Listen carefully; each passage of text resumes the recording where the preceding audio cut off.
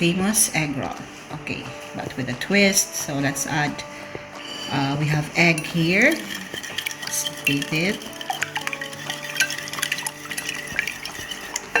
Add our salt and pepper. Okay. Then I have grated carrots, 1/4 cup. And I like to add minced hot dog. It's my own style of the famous egg roll. And then just mix it. And when it's fully mixed, we'll start cooking it. We brush our pan with oil. And when it's hot, we'll pour around 1/4 cup of your mixture, or 1/3.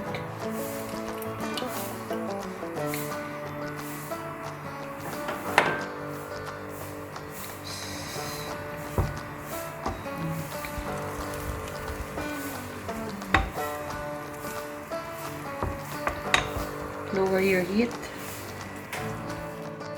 Egg starts to dry, you slowly start to roll it. Okay.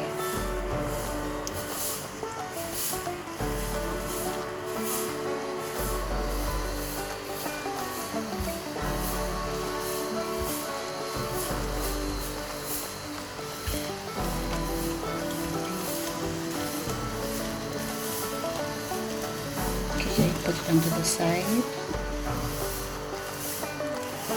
Let's brush our pan with enough oil.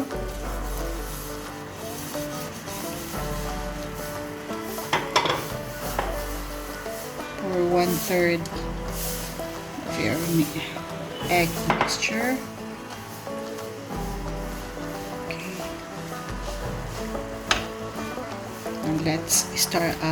Wait for it to dry. Okay. Additional egg is already dry up, so we'll just roll it like before.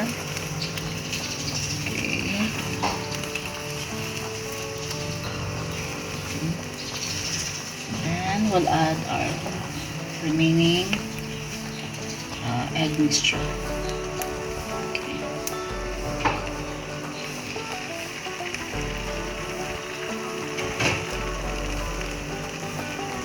And then we'll start to wait for it to dry a bit. Then roll again. Okay. Till the last. Okay.